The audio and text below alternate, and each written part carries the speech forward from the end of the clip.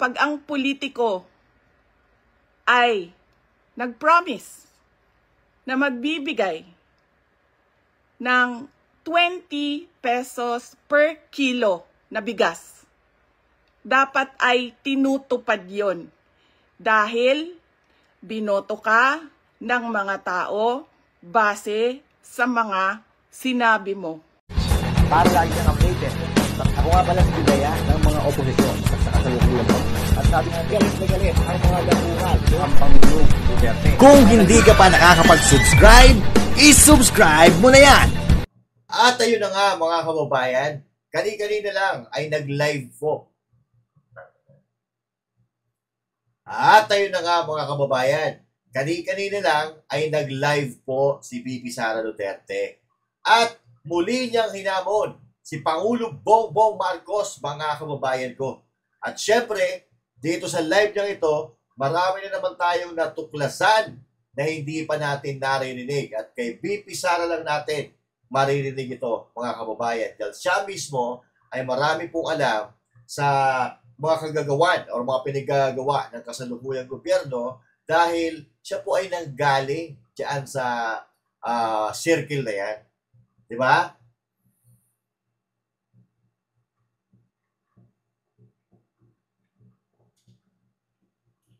At eto na nga mga kababayan, kanina lang, nag-live si VP Sara Duterte at muli niyang hinamon si Pangulong Bongbong Marcos Jr. At syempre, dito sa live niya na ito, mga kababayan, marami na naman tayong natuklasan, marami na naman tayong narinig na mga bago dito sa sinabi ni VP Sara Duterte. At eto, sinasabi ko sa inyo, mga kababayan, seryoso na po ito. Seryoso na po ang mga panawagan ni VP Sara Duterte. Hindi na po siya nagbibiro. At eto, panoorin po natin mga kababayan yung kanyang bagong video.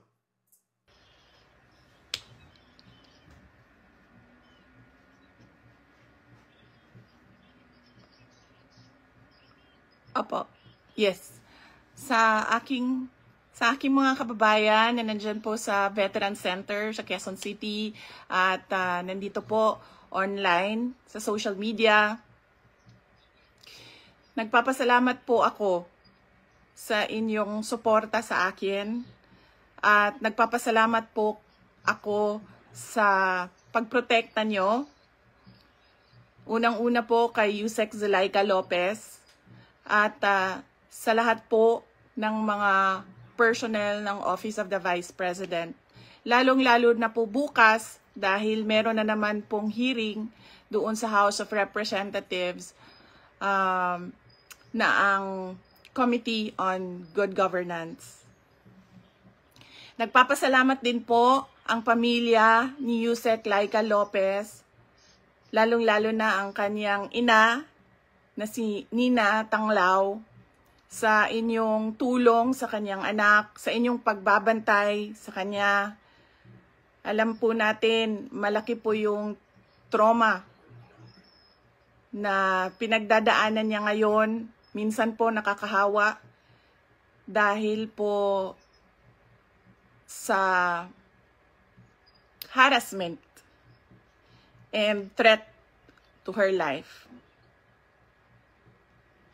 Alam ko po, busy po kayo lahat. Lahat kayo kailangan maghanap buhay dahil mahirap ang buhay ngayon. Pero nandyan kayo para magpakita at magbigay ng suporta sa akin at sa opisina ng Vice President. Gusto ko lang ipaalala sa ating mga kababayan na ayaw natin ng kaguluhan. Na tayo ay may karapatan sa peaceful assembly at tayo ay may karapatan na magsalita kung ano yung nararamdaman natin at gusto nating makita mula sa ating gobyerno. Ang gusto natin makita ay genuine public service.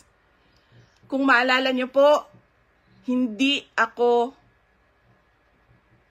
sumama o sumali kahit sa anumang panawagan ng pagtanggal sa Pangulong Marcos sa kanyang pwesto. Bumisita ako sa rally ng Kingdom of Jesus Christ sa Bonifacio noon dahil nakiramay o nagkipagsimpatiya ako sa kanilang nararamdaman at hirap na pinagdadaanan. Ang lagi kong panawagan sa taong bayan ay hingin, idemanda sa gobyerno na ibigay nila ang serbisyo na karapat-dapat para sa mga Pilipino. Simulan na natin sa mga campaign promises. Dapat po, pag ang politiko ay nag-promise na magbibigay ng 20 pesos per kilo na bigas, dapat ay tinutupad yon dahil binoto ka ng mga tao base sa mga sinabi mo, base sa mga kampanya mo. Kaya dapat binibigay yan lahat. Kung ano man ang sinabi ng isang tao, ng isang politiko, ng isang kandidato sa entablado, dapat nakikita yan ng taong bayan. At higit pa, dapat ang nakikita natin.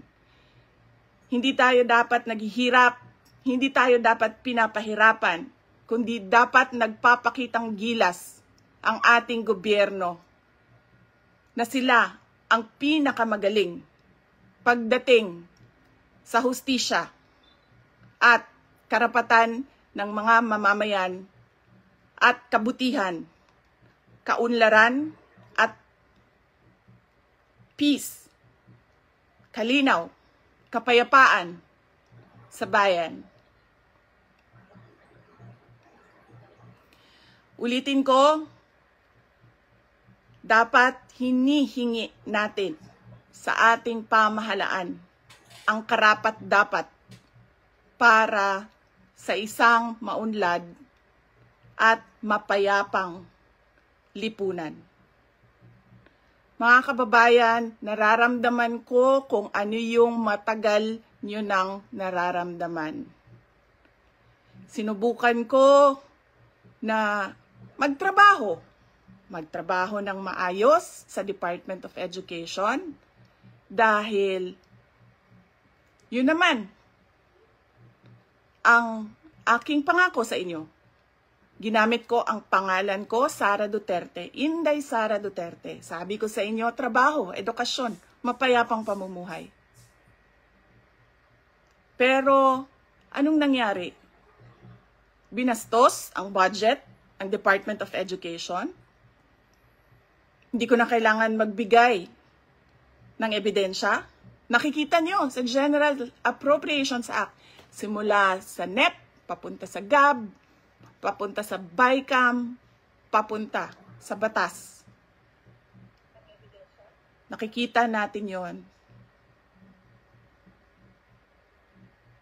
Dapat hinihingi natin na matino ang mga namumuno sa atin. Sinabi nila, ako daw ay krung-krung. Ako daw ay baliw. Ako daw ay wala sa tamang pag-iisip. Ano bang sabi ko sa inyong lahat? Psychological test, kahit ano yan, neuropsychiatric test, kahit anong pang test yan. Gagawin ko yan. Dagdagan ko pa ng drug test. Pero dapat magpa-drug test ang lahat ng mga nagtatrabaho sa Office of the President, sa Office of the Vice President, sa lahat ng opisina ng Senado, sa lahat ng opisina ng House of Representatives, sa lahat ng departamento ng ating bayan, ng ating pamahalaan. 'Diba? Ano pang test ang gusto niyong idagdag ko? Wala na kayong mapuna sa akin. Pinagtatakpan ninyo ang mga kakulangan ng pamahalaan. Ako ang ginagawa ninyong punching bag para hindi napapansin, nakikita, naririnig ng mga tao ang kalokohan, ang korupsyon, at ang katiwalian na ginagawa sa gobyerno. Magpa-drug test tayong lahat sa harap ng taong bayan. Dalawa lang yan, mga kababayan. Ibigay namin ang mga pangako namin sa inyo noong nangangampanya kami. At papakita namin sa inyo na matino kami. Magpapadrug test kaming lahat. Simulan namin sa Office of the Vice President.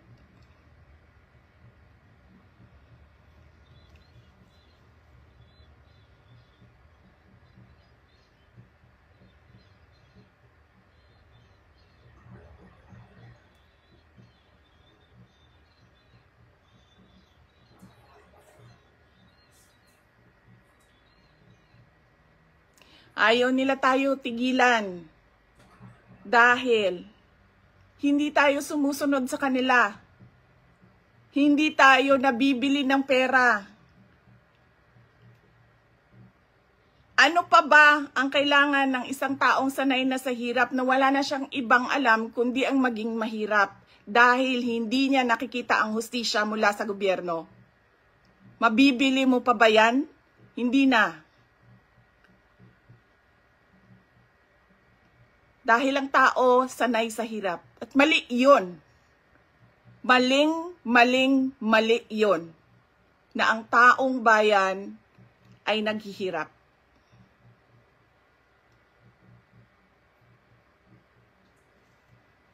Mga kababayan, ulitin ko ang aking pagpapasalamat sa inyong suporta, sa inyong pagprotekta, at lalong-lalo na sa inyong pagmamahal. Nararamdaman ko yon. Mahal ko kayong lahat. Mahal ko itong bayan natin. Wala na po tayong ibang bayan. Hindi po tayo mga politiko at mga mayayaman na meron pong bahay kung saan-saan. Sa Australia, sa Singapore, sa Amerika, sa Spain, sa Europe, kung saan-saan ang mga bahay nila. Napakadali sa kanila na talikuran ang bayan. Pero tayo, saan tayo pupunta? Sa mga probinsya lang natin. Sa Samar, sa Leyte, sa Cebu, sa Bohol, sa Siquijor, sa Negros Oriental, sa Negros Occidental, sa Panay Island, sa Mindanao, sa Luzon. Doon lang tayo makakapunta, makakauwi kung magulo ang bayan. Pero ang mga mayayaman at mga politiko, iiwanan lang tayo. Kaya mga kababayan, paniguraduhin nyo na hinihingi ninyo sa gobyerno kung ano yung karapat-dapat para sa ating lahat. Hindi lang karapat-dapat para sa mga politiko at mayayaman. Nagpapasalamat po ako at paalala po ulit sa inyong lahat, peaceful assembly sa ilalim ng freedom of speech ang ating hangad.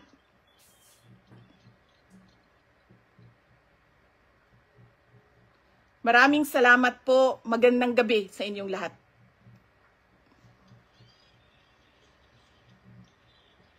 Alright. So, ayun na nga mga kababayan at si VP Inday Sara Duterte ay nananawagan na po ng peaceful assembly.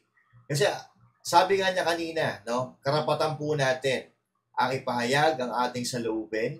Kung may nakikita tayong mali, ay dapat po natin yan tutulan. At paano natin tutulan yan? Sa pamamagitan ng pagsasalita, mga kababayan. So, hindi ko alam kung ano magiging hantungan ito, kung ano magiging dulo, pero ako naniniwala ako, mga kababayan, na sa bandang dulo nito, ang katarungan, katotohanan, at kabutihan ang magwawagi. Alright? So, patuloy po natin na suportahan si VP Sara Duterte dahil alam naman natin na siya ay nagtatrabaho lang na nagtatrabaho pero inaaraw-araw siya na ginigipit, araw-araw na laman ng propaganda, araw-araw na ginagamit ng mga trapong politiko para sa kanilang mga pansariling interes. Ayan, so patuloy pa rin po ang pagpunta ng mga tao diyan sa Veterans Hospital, diyan sa Quezon City, at may nangyayari rin po ng mga pagtitipon-tipon sa iba't ibang lugar sa Pilipinas para magpakita ng suporta kay VP Sara Duterte. Alam na alam po natin yan, mga kababayan, ang Diyos ay nakatingin lang at hindi niya hahayaan na magwagi ang kademonyohan sa kabutihan. So magkita-kita po tayo muli sa susunod na live, sa susunod na video. And once again, this is Pastor Juday saying thank you. God bless you all. Ito God be the glory.